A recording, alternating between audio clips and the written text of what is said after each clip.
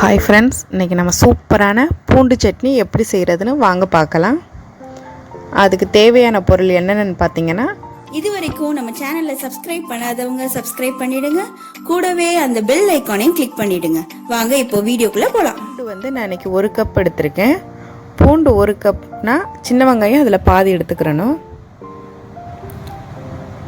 1 spoon உளுந்து எடுத்திருக்கேன். இது தாளிக்கிறதுக்கு உளுந்து. சின்ன வெங்காயம்,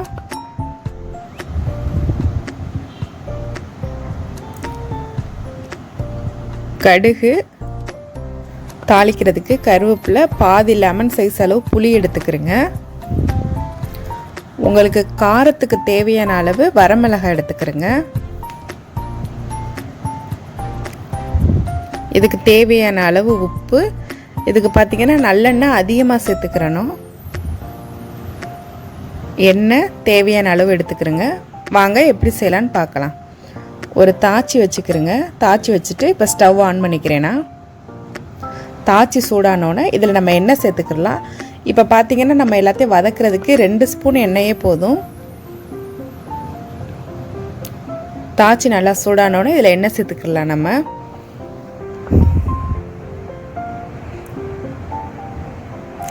தாச்சி சூடாயிருச்சு. இப்போ இதில் எண்ணெய் சேர்த்துக்கலாம். நான் இன்றைக்கி 2 ஸ்பூன் சேர்த்துருக்கேன்.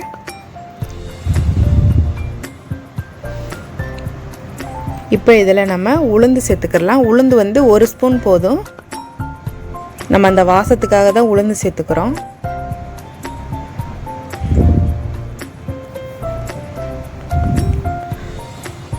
உளுந்து நல்லா பொரிஞ்சு வந்ததுக்கப்புறம் இதில் நம்ம சின்ன வெங்காயம் சேர்த்துக்கிறணும்.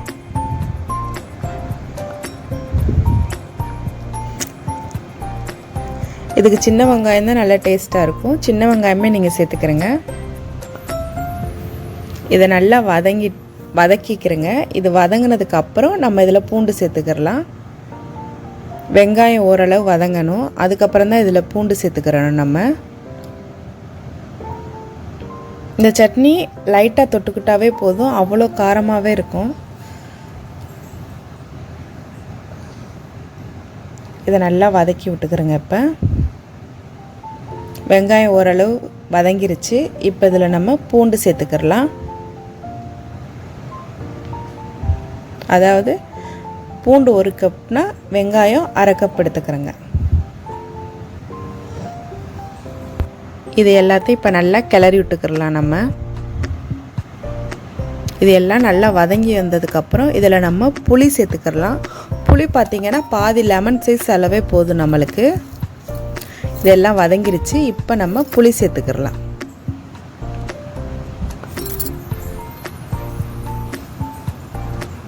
புளி சேர்த்துட்டு இதை நல்லா கிளறி விட்டுக்கிறோங்க. எல்லாம் நல்லா வதங்கி வரணும் நம்மளுக்கு. இப்போ இதில் வரமிளகாய் சேர்த்துக்கலாம். உங்களுக்கு காரத்துக்கு தக்கன்னு சேர்த்துக்கிறேங்க.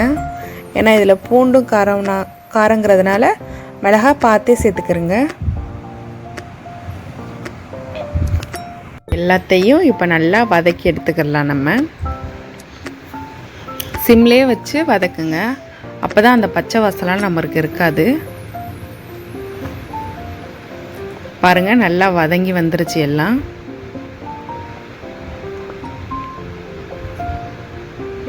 பாருங்கள், இந்த பக்குவத்துக்கு வதக்கி எடுத்துக்கிறேங்க.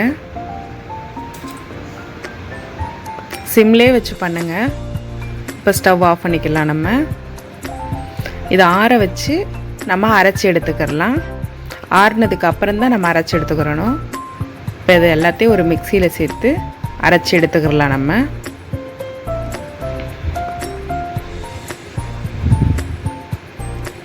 இதில் இப்போ தேவையான அளவு உப்பு சேர்த்துக்கிறலாம். நம்ம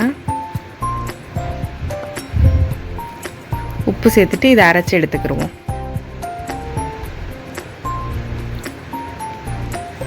பாருங்கள், இந்த பக்குவத்துக்கு அரைச்சி எடுத்துக்கிறேங்க.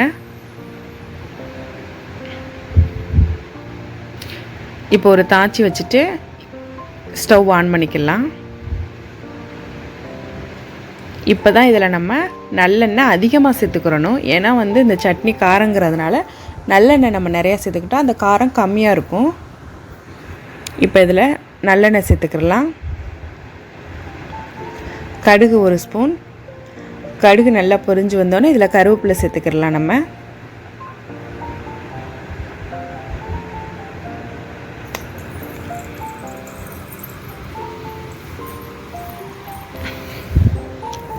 கடுகுலாம் நல்லா பொரியுது. இப்போ கருவேப்பிலை சேர்த்துக்கிறலாம்.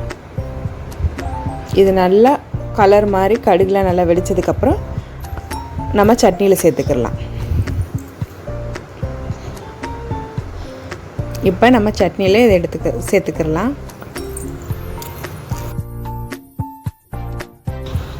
நல்லெண்ணெய் சேர்த்துக்கிறேங்க, அப்போ தான் டேஸ்ட்டாக இருக்கும்.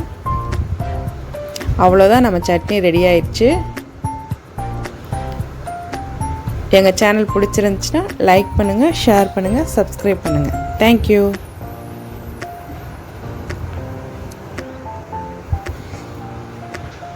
இது வரைக்கும் நம்ம சேனலை சப்ஸ்கிரைப் பண்ணாதவங்க சப்ஸ்கிரைப் பண்ணிடுங்க. கூடவே அந்த பெல் ஐக்கானையும் கிளிக் பண்ணிடுங்க.